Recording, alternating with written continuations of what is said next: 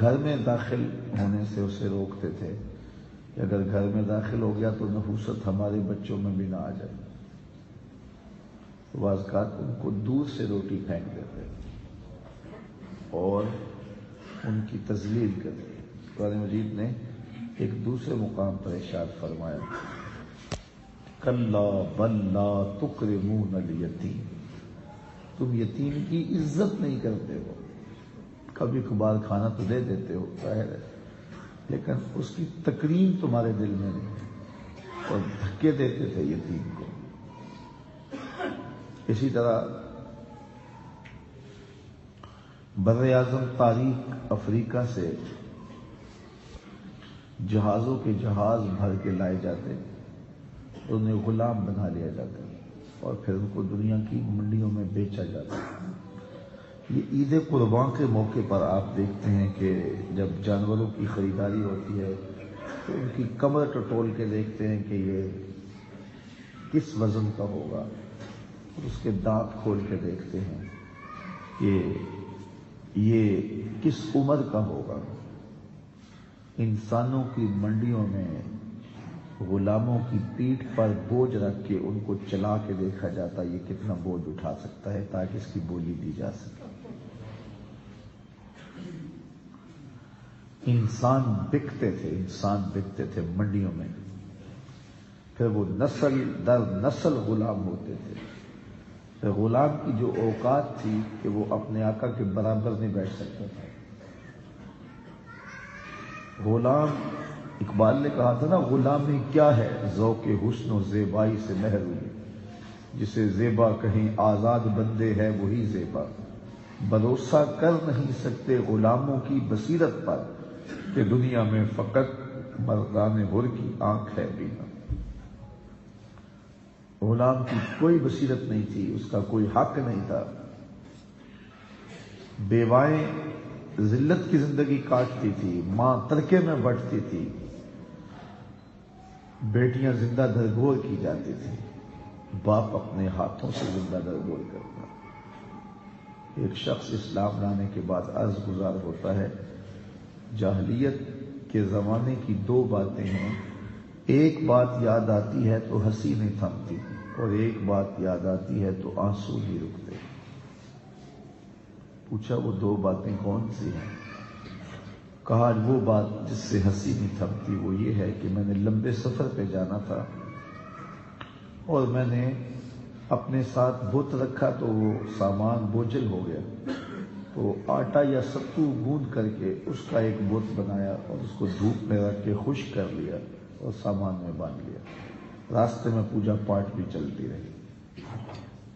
جو توشہ سفر تھا جب ختم ہو گیا، کیونکہ وہ اندازہ سفر کے مطابق تھا، سفر کوئی 2 دن اوپر چلا گیا، تو ایک آدھ دن تو بھوک کاٹی، لیکن جب منتڑیوں میں بل پڑنے لگے تو مجبور ہو کے بیگ میں ہاتھ ڈالا اور اپنے معبود کو نکالا، پتھر پہ رکھ کے کوٹا، پھر اس کے اندر پانی ڈالا اور اس کو گوندا، پھر روٹی پکائی، اور پھر میں نے اسے کھاتے ہوئے کہا میرے معبود اب کام نہیں آئے گا تو کب آئے گا، اب تو بھوک سے میری جان نکل رہی ہے.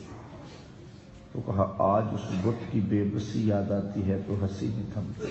اتنا بے بس معبود تھا جو اپنے پجاری سے یہ بھی نہیں کہہ پا رہا تھا کہ میرے پہ ترس کھاؤ، آخر تمہارا معبود رہا. تو اس کی بے بسی یاد آتی ہے تو ہنسی نہیں رکتی. اور میں نے ایک لمبے سفر پہ جانا تھا، اپنی بیوی کو حمل میں چھوڑ کے چلا گیا. کئی سالوں کے بعد واپس پلٹا تو میرے بیڑے میں ایک بیٹی کھیل رہی تھی. میری بیوی نے اس ڈر سے کہ میں زندہ درگور نہ کر دوں اسے، اس بیٹی کے لہجے میں میرے لیے بہت سارا پیار رکھ دیا، توتلی زبان پر محبت کے لفظ رکھ دیے. اور میں جب کئی سالوں کے بعد واپس پلٹا تو اس کو شدت سے میرا انتظار تھا. ماں نے پیار سکھایا ہوا تھا، وہ جس طرح چندہ ماموں کہہ کے ماموں کا پیار سکھا دیا جاتا ہے، تو باپ کا پیار سکھایا ہوا تھا بیٹی کو. اور جب میں آیا گھر میں تو بیٹی میری ٹانگوں سے لپٹ گئی اور یا آباتا ہو کہہ کے مخاطبہ کرنے لگی. میرے سینے میں پتھر بھی ہوتا تو وہ بھی پگھل جاتا، لیکن میں اتنا سنگ دل تھا کہ میں نے عزم کر لیا کہ اس کو جلدی جلدی زندہ درگور کر دوں گا، اور میں اس کو باہر لے گیا اور گڑھا کھودنے لگا۔ اس کو نہیں پتا تھا کہ میرا باپ یہ کس لیے گڑھا کھود رہا ہے۔ جب میں پسینے سے شرابور ہو گیا تو وہ آگے بڑھی اور اپنے دوپٹے کے کونے سے میرے ماتھے کا پسینہ صاف کرنے لگا، لیکن میرے دل میں پھر بھی رحم نہ جاتا۔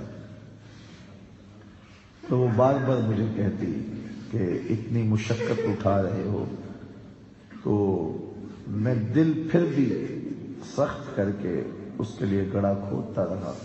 خیر میں نے گڑھا کھود لیا، اور میں جب گڑھے سے باہر نکلا تو اس نے سکھ کا سانس لیا کہ میرے باپ کی مشقت ختم ہوئی ہے، لیکن اسے نہیں پتا تھا کہ اب اگلی مشقت کس کی شروع ہونے والی۔ تو باہر نکل کے میں نے اس کو اس گڑھے میں دھکا دے دیا، اور وہ پھٹی پھٹی آنکھوں سے مجھے دیکھنے لگی، اور میں مٹی انڈھیلتا رہا۔ وہ چیختی، وہ روتی، وہ ننھے ننھے ہاتھ جوڑتی، مجھ سے معذرتیں کرتی، لیکن میں مٹی انڈھیلتا رہا، حتیٰ کہ مٹی کے نیچے دب گئی تو تڑپنے کی وجہ سے کبھی اس کے ہاتھ باہر آتے، لیکن میں پھر اوپر مٹی ڈال دیتا۔ کتنے دردناک لمحے ہوں گے۔ کسی نے مجھے وہ آڈیو کلپ بھیجا ہے، یہ آخری لمحے، یہ جو بد نصیب جہاز کرش ہوا ہے، اس میں لوگوں کی چیخ و پکار ہے جب وہ بالکل زمین کی طرف آ رہا تھا، اور لوگوں کو تقریباً یقین ہو گیا تھا کہ اب ہم موت کے منہ میں جا رہے ہیں۔ تو پھر جو چیخ و پکار تھی لوگوں کی، اس کی آڈیو آئی ہے تو وہ سنی نہیں جا رہی۔ تو کیا منظر ہوتا ہوگا جب بیٹی کو گڑھے میں ڈال کے سکا باپ مٹی ڈال رہا ہوگا۔ یار تکلیف تو کوئی بھی دے تکلیف ہوتی ہے، لیکن جب اپنے تکلیف دیں تو کلیجہ پھٹتا ہے۔ تو سکا باپ، تو بیٹی کی آنکھیں پھٹی کی پھٹی رہ گئی کہ یہ سفاک اسے کیا کر رہا ہے، لیکن میں مٹی ڈالتا رہا تاکہ اس کو مٹی میں نے ڈال دیا۔ آج اسلام لایا ہوں تو اس کی چیخیں مجھے سونے نہیں دیتی۔ اور وہ یہ سنا رہا تھا تو حضور کی آنکھوں میں آنسو تھے، تو کسی نے اس کو گھورتے ہوئے کہا کہ تو نے ایسا دردناک واقعہ سنایا ہے کہ حضور دکھی ہو گئے، تو تو نے بڑا ظلم کیا۔ تو حضور نے فرمایا اس کو رہنے دو، اس کو سنانے دو۔ اللہ اکبر۔ تو بیٹیوں کو زندہ درگور کیا جاتا، ماؤں کی توقیر نہیں تھی، بہنوں کو اس لیے کاٹ دیا جاتا کہ کل کوئی ہمارا بہنوئی نہ کہلائے۔ بیوی کے ساتھ کیا سلوک کرتے ہوں گے، الیاذ باللہ۔ جب بیواؤں کی سسکیاں، یتیموں کی آہیں، اور صحرائے عرب میں دبی ہوئی معصوم بچیوں کی چیخیں، اور قیدیوں کی پکار، اور غلاموں کی چیخیں عرش مولا سے ٹکرائیں، تو اللہ کو دکھی انسانیت پہ رحم آ گیا۔ آمنہ کی آغوش میں محمد عربی تشریف لے آیا۔ پھر حضور آ گئے، ناگہاں ساکن ہواؤں پر روانی آ گئی، اور چمن کے پتے پتے پر جوانی آ گئی۔ آج زانوئے ازل نے صبح پہ انگڑائی لی، اور مسکرا کر ایک کرن نے ہاتھ میں شہنائی لی۔ مخزن اسرار قدرت کے امی پیدا ہوئے، غل ہوا دنیا میں ختم المرسلین پیدا ہوئے۔ ایک دم ماحول تبدیل ہو گیا، غلاموں کو غلامی سے نجات ملنے لگی۔ جو غلام آقا جوتا دھوپ سے اٹھا کے چھاؤں میں رکھ دیتا تو آقا اس پہ بھی کوڑے مارتا کہ تو نے میرے جوتے کو میرے دیکھے پوچھے بغیر کیوں چھوا ہے، اس پہ بھی وہ ظلم کرتا، اسے مارتا۔ اب اس غلام کا ماجرا ذرا غور سے دیکھیے۔ حضور معراج پہ جاتے ہیں تو واپس پلٹ کے آئے اور بلال حبشی کو بلا کے کہا، بلال تو کون سا نیک عمل کرتا ہے، میں نے جنت میں تیرے قدموں کی آہٹ سنی ہے۔ کیا خیال ہے اس ایک جملے میں دور غلامی کی ساری تھکن اتر نہیں دی ہوگی؟ ایک جملے نے ساری تھکن اتار نہیں دی ہوگی؟ جو آقا کے جوتے بغیر اذن کے چھونے کی طاقت بھی نہیں رکھتا، چھونے کی اجازت نہیں جسے ہوتی، جو آقا کے جوتے بغیر عزت کے چھو نہیں سکتا، اس کو دو جہاں کا سردار کہہ رہا ہے میں تیرے قدموں کی آہٹ کو جنت میں سنا۔ اللہ اکبر۔ وہ ماں جو منڈی میں بکتی ہے، حضور نے جنت کھینچ کے اس کے قدموں میں رکھ دی۔ اللہ اکبر۔ وہ بیٹی جو زندہ درگور ہوتی ہے، میرے اور آپ کے آقا و مولا نے ایک جملہ ارشاد فرمایا، ذرا اس کو اس پہلو اور تناظر میں دیکھیں۔ بیٹیوں کو قتل کرنے والوں سن لو، میری بیٹی فاطمہ میرے جگر کا ٹکڑا ہے۔ آج بیٹی کے لیے عزت ہے، جذبات ہیں۔ ہمارے پاس لوگ آتے ہیں مختلف مسائل لے کر کے، معاشی بحران ہے، دعا کیجیے، حوصلے سے بات کرتے ہیں۔ مالی پریشانی ہے، دعا کیجیے، حوصلے سے بات کرتے ہیں۔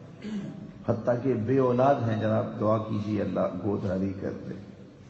بیماری ہے، دور ہو جائے، مشکلات ہیں، ختم ہو جائیں، حوصلے سے بات کرتے ہیں۔ لیکن کچھ لوگ آتے ہیں تو درد سے ان کی کیفیت عیاں ہوتی ہے، اور بات کرتے ہیں تو کی نہیں جا رہی ہوتی، ہونٹ کانپ رہے ہوتے ہیں۔ حضرت آئے ہیں آپ کے پاس دعا کروانے کے لیے، جی فرمائیے جناب، دعا کیجیے، سسرال میں بیٹی بڑی دکھی ہے۔ اور آج اس کا فون آیا تھا تو اس نے کہا تو کچھ نہیں ہے، لیکن اس کا لہجہ بتا رہا تھا کہ وہاں سکھی نہیں ہے۔ تو میں سوچتا ہوں کہ یہ باپ تو زندہ درگور کرتا تھا، آج بیٹی کا فون آیا اور اس کا لہجہ شکستہ تھا، اور باپ کو اس کے اندر کا کرم محسوس ہو گیا، اور اب یہ بولتا ہے تو اس کے ہونٹ ساتھ نہیں دیتے، کپ کپاتے ہیں ہونٹ کہ بیٹی سسرال میں دکھی ہے۔ تو مجھے بتائیے کہ بیٹیاں زندہ درگور ہوتی تھیں اور باپ اپنے ہاتھوں سے کرتا تھا، اور اب بیٹی سسرال میں دکھی ہے تو باپ کے دل کو قرار نہیں آ رہا۔ بیٹی کے دکھوں نے باپ کو بوڑھا کر دیا ہے۔ میں نے بوڑھے بوڑھے اشخاص دیکھے ہیں مزدوریاں کرتے ہوئے۔ تو میاں تم کیوں مزدوری کر رہے ہو اس عمر میں؟ کہتے ہیں ابھی بیٹی کے ہاتھ پیلے کر رہے ہیں۔ یہ تو زندہ درگور کرتا تھا باپ، اب مزدوری کر رہا ہے۔ بیٹی کے لیے سینے میں یہ پیار کس نے ڈالا؟ بھائی اوور ٹائم لگا رہا ہے فیکٹری میں نے بہن کے ہاتھ پیلے کرنے، تو بھائی کے سینے میں بہن کا پیار کس نے ڈالا؟ جواب ایک ہی ملے گا، میلاد والے محمد عربی نے۔ حضور نے یہ عزت، یہ وقار، یہ تعظیم، یہ تکریم دلوں کے اندر پیدا کی ہے۔ تو یہ زندگی کا جتنا بھی حسن ہے، یہ جتنا بھی نکھار ہے، یہ ہمدردیاں ہیں، یہ جذبات ہیں، یہ الفت کے کرینے ہیں، یہ انداز محبت ہے، یہ رشتوں کا تقدس ہے، یہ بہن کی آبرو ہے، یہ بھائی کا تقدس ہے، یہ ماں کی عزت ہے، یہ بیوی کا احساس ہے، بیٹیاں جو ہے وہ قرار قلب ہے۔ یہ سب کچھ کہاں سے ملا؟ یہ حضور علیہ الصلوۃ والسلام کے آنے سے ہی نصیب ہوا ہے، ورنہ انسان تو صفات بن گیا، نہ خرد کی روشنی تھی، نہ جنوں کی آگ ہی تھی، تیری رہبری سے پہلے یہ جہاں جہاں نہیں۔ تو حضور آئے تو زندگی کو حسن ملا، زندگی کو جمال ملا۔ تو صاحبو، جس نبی کے آنے سے زندگی کو حقیقی نور ملا ہے، تو کیا اس آنے کو معمولی آنا سمجھ لیا جائے؟ اس جشن بہارا کو عقیدت و احترام کے ساتھ منائیے گا، اور اس کے تقاضوں کے ساتھ منائیے گا۔ گلی گلی حضور کے نام کی محافل بپا کیجیے، درود و سلام کے گجرے بارگاہ ناز میں پیش کیجیے، عقیدتوں کا اظہار کیجیے، حضور کی بارگاہ میں اپنی محبتیں پیش کیجیے۔ 12 ربیع الاول کا دن تجدید عہد کا دن ہے، ہم آقا سے عہد کرنا ہے کہ پیارے آقا، ہماری زندگی کا ایک ایک لمحہ آپ کے نام ہوا، ہم جئیں گے تو آپ کے لیے، ہم مریں گے تو آپ کے لیے، آخری سانس تک آپ کے وفادار رہیں۔ ہم نے حضور سے عہد کرنا ہے یہ تجدید عہد کا دن ہے، حضور علیہ الصلوۃ والسلام کے ساتھ وفا کے عہد کا دن ہے کہ ہم اپنی زندگی آپ کے نام کرتے ہیں اور ایک ایک سانس آپ کے دین کے لیے وقف کرتے ہیں۔ جو دین آپ لے کر کے آئے اس دین کو غالب کرنے کے لیے انتھک محنت کریں گے اور اپنی صلاحیتوں کو اس راستے میں لگا دیں گے اور اپنے آپ کو وقف کر دیں گے خدمت دین متین کے لیے، اپنا سب کچھ حضور کے لیے پیش کرنے کا عزم کریں۔ صرف جھنڈیاں لگا دینے سے، چراغاں کر دینے سے حق ادا نہیں ہو جاتا، ضرور لگائیں جھنڈیاں، چراغاں بھی کریں، لیکن حضور علیہ الصلوۃ والسلام کی محبت کا حق یہ دو کام کرنے سے ادا نہیں ہو جائے گا۔ میں تو کہا کرتا ہوں کہ جس طرح گلیوں کو صاف کر رہے ہو، کوئی جھاڑو لے کے دل نگر میں بھی آؤ۔ حسد، حقد، کینے، بغض، نفرت کتنے کتنے ڈھیر پڑے ہوئے ہیں دل کی گلیوں میں، آؤ کوئی جھاڑو لے کر کے ذرا دل کو بھی صاف کرو۔ بازاروں میں جھنڈیاں لگانے والوں، دل کے ایک ایک پرت پہ نام محمد کی جھنڈی بھی لگاؤ۔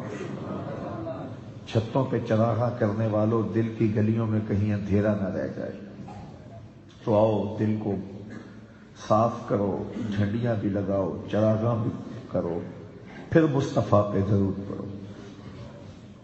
یاری لا تو پاک نبی سنگ، اے پر پوری یاری، پھر درود قبول ہے تیرا لکھ نالو ایک باری۔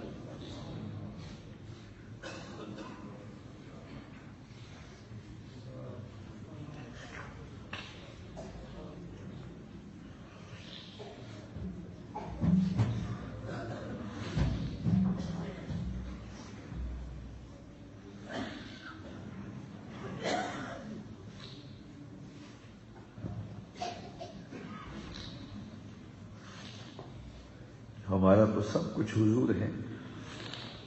مولانا کیا خوب کہا تھا مولانا ظفر علی خان نے، ہم جس میں بس رہے ہیں وہ دنیا تم ہی تو ہو۔ ہم جس میں بس رہے ہیں وہ دنیا تم ہی تو ہو۔ کتنا آفاقی شعر ہے، کتنا خوبصورت شعر ہے۔ ہم جس میں بس رہے ہیں وہ دنیا تم ہی تو ہو۔ آؤ اسی کائنات میں بسنا شروع کرو، دائیں بائیں کی بستیوں سے نکلو اور اسی کائنات میں بسو اور اپنی زندگی کو حضور کے نام لگا دو۔ اتنا پیارا موسم اور ایسے گزر جائے، کیوں گزرے ایسے؟ اس موسم میں برستے ہوئے انوار کو اپنے اندر جذب کرو، اپنے باطن کو روشن کرو اور انوار ولادت سے اپنے اندر کے اندھیرے مٹانے کی کوشش کرو۔ گلی گلی حضور علیہ الصلوۃ والسلام کے ذکر کی خوشبو پھیلے، نگر نگر حضور کے پیار کی مہک ہو اور امت حضور علیہ الصلوۃ والسلام کی الفت، محبت اور پیار کے سانچے میں اس طرح ڈھلے کہ ان کا ظاہر باطن کا نقشہ حضور کی سنت کی مطابقت میں ہو۔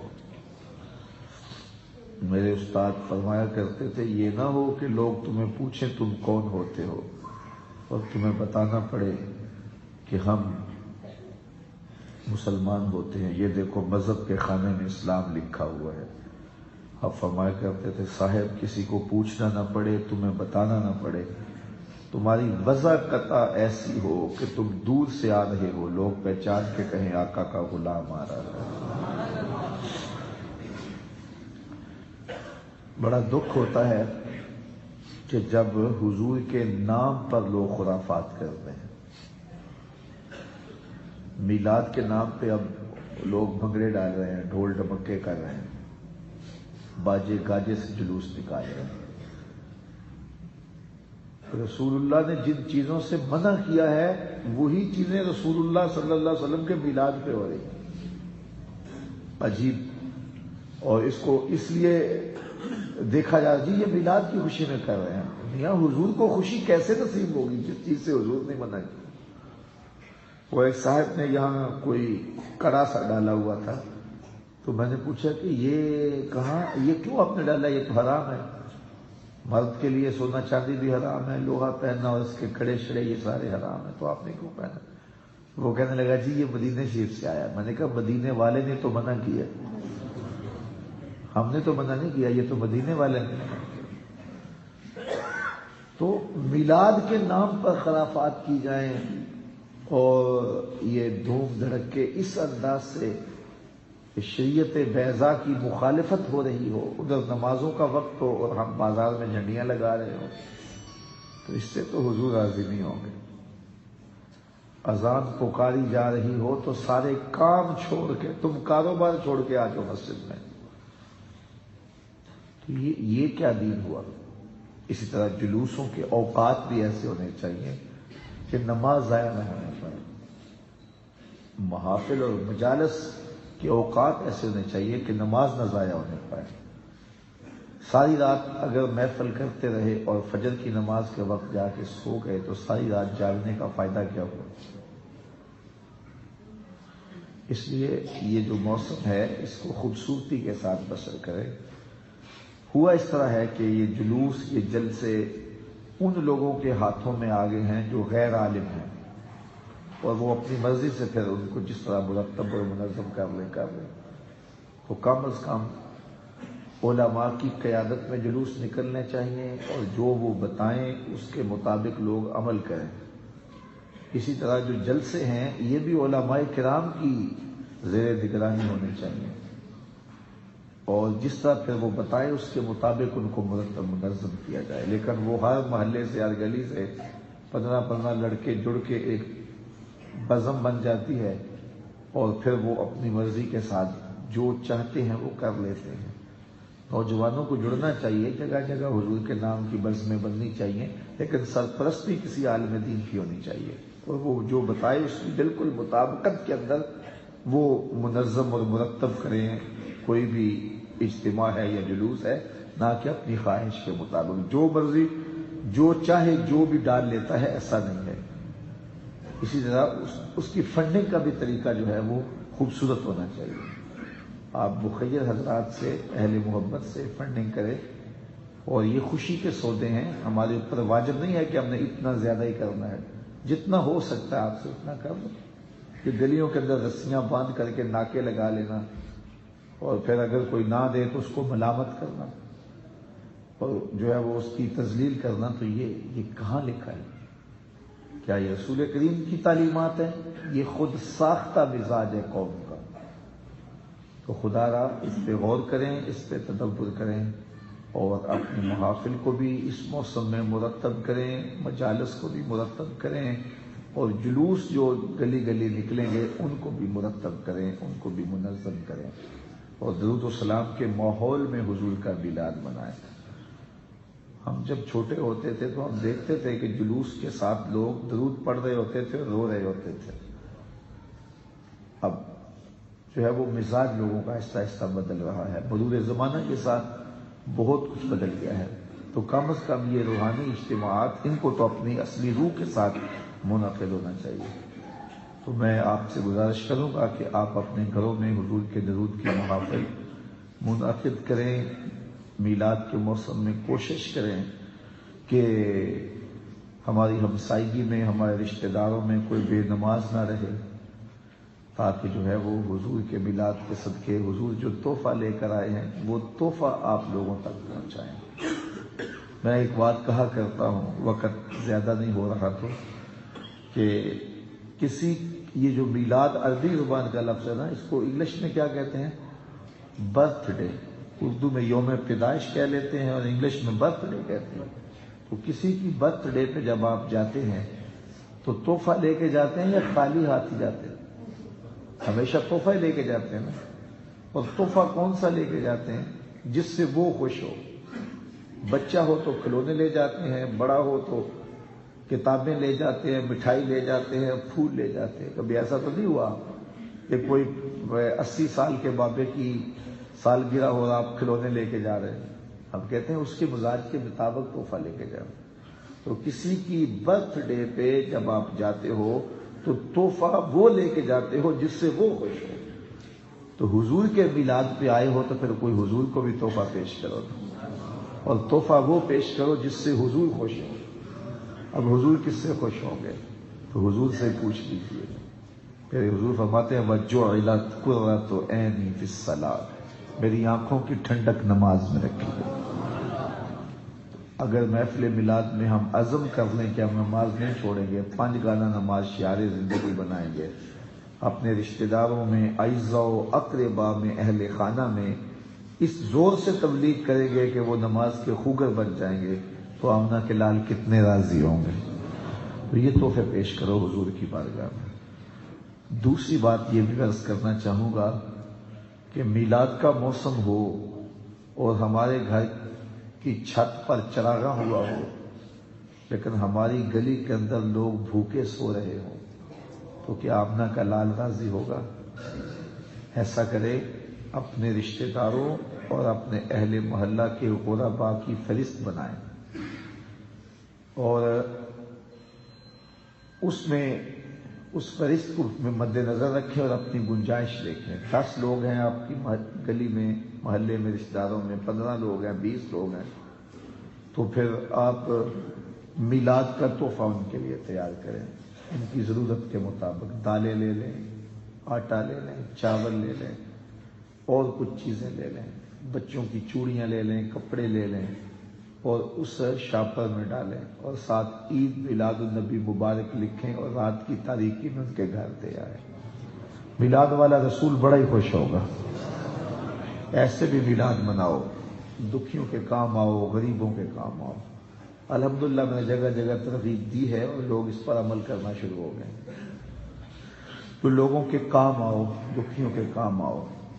اگر آپ پورے گاؤں میں دے سکتے ہو تو پورے گاؤں میں دو، پورے گاؤں میں نہیں دے سکتے تو اپنی گلی کو اپنے ذمہ دے لو، گلی کو بھی نہیں دے سکتے تو اپنے ہمسائیگی کو اپنے ذمہ لے لو۔ ہر بندہ کہ اتنے پیسے ہم میلاد النبی کے نام سے خرچ کرتے ہیں، تو اگر غرباء کے لیے، مساکین کے لیے اپنی رقم کو مختص کرے میلاد النبی کے نام سے۔ میں کہیں گیا تو انہوں نے جو ہے وہ میلاد ویلفیئر سوسائٹی بنائی ہوئی ہے، کہ وہ میلاد کے نام سے فنڈ کرتے ہیں، اور پھر وہ ویلفیئر سوسائٹی ہے میلاد کے نام سے، تو اس میں وہ لوگوں کو جو ہے وہ مدد دیتے ہیں، لوگوں کے کام آتے ہیں اور دکھیوں کی اعانت کرتے ہیں۔ تو یہ ایک اچھی چیز لگی مجھے اور یہ خوش آئند بات ہے۔ تو آپ سب لوگوں کو میں کہتا ہوں اپنے سمیت کہ آپ ضرور اس کی اپنی گنجائش کے مطابق وہ لسٹ بنائیں۔ ایک رہا جو نہیں کر سکتا اس کو تو نہیں، جو کر سکتا ہے تو وہ ایک آدمی کو ذمہ لے یا 1000 آدمی کو اپنے ذمہ لے۔ اگر ہو سکتا ہے تو پورے مہینے کا راشن کسی کے گھر میں ڈال دے، اور نہیں تو کم از کم ان 12 دنوں کا راشن کسی کے گھر میں ڈال دے۔ یقیناً حضور علیہ السلام بہت راضی ہوں گے۔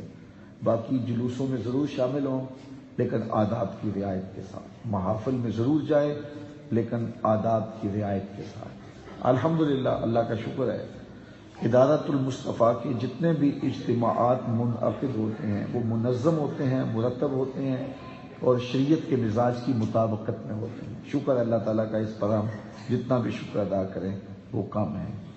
اب انشاءاللہ یہ جو اتوار آ رہا ہے، پرسوں میلاد ریلی مرکز سے نکلے گی، 12:30 بجے یہاں نماز ظہر ادا کریں گے اور 1 بجے یہاں سے نکل پڑیں گے، اور سیالکوٹ بائی پاس سے سیالکوٹ روڈ پہ، پھر فتح منڈ پکے پل سے سیدھا گزرتے ہوئے جو ہے وہ شریف پورے انڈر پاس سے نکلتے ہوئے جی ٹی روڈ پہ، اور وہاں سے شیرا والے باغ تک پہنچیں گے۔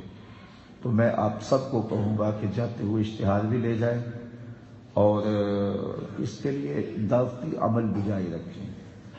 جتنی کثرت کے ساتھ لوگ نکلتے ہیں، شان و شوکت کا اظہار ہوتا ہے، اس کے اثرات بھی مرتب ہوتے ہیں، اور حضور کی بارگاہ میں اپنی عقیدتوں کا ہم نے خراج بھی پیش کرنا ہے۔ تو انشاءاللہ پیر کو جو ہے وہ اتوار کے دن مرکزی جلوس ہے، اور وہ اللہ تعالیٰ نے چاہا تو 1 بجے سے لے کر کے تقریباً 3:30 بجے تک، عصر کی اذان تک انشاءاللہ وہ جلوس جاری رہے گا، اور پھر نماز عصر بھی باجماعت پڑھیں گے، اور پھر واپسی ہوگی. تو انشاءاللہ ادارۃ المصطفیٰ کے جو مختلف حلقہ جات ہیں وہاں سے بھی لوگ آ رہے ہیں. آپ جو مقامی لوگ ہیں آپ سارے میزبان ہوں گے. بالخصوص جو ان راستوں کے اندر لوگ ہیں وہ حلقہ جات ہیں، یہ لوگ ہیں، وہ راستوں کے اندر خوش آمدیدی بینر بھی لگائیں، حضور کے نام کے جھنڈے بھی لگائیں اور استقبال بھی کیجیے گا، عقیدتوں کا اظہار بھی کیجیے گا. اللہ آپ کو جزائے خیر عطا فرمائے. تو جاتے ہوئے آپ ضرور اشتہار لیتے جائیے گا اور اپنے اپنے علاقے میں چسپاں کیجیے گا. انفرادی طور پہ جو خود بھی بینرز یا اشتہار لگوانا چاہے تو انہیں ضرور لگوانا چاہیے، لیکن جو باتیں میں نے پہلے کی ہیں ان باتوں پر بھی نظر رہے اور حضور علیہ السلام کے دیے ہوئے دین کو غالب کرنے کے لیے ہم اپنا سب کچھ قربان کرنے کے لیے لمحہ لمحہ تیار رہیں. کی محمد سے وفا تو نے تو ہم تیرے ہیں، یہ جہاں چیز ہے کیا لوح و قلم تیرے ہیں. وآخر دعوانا ان الحمد للہ.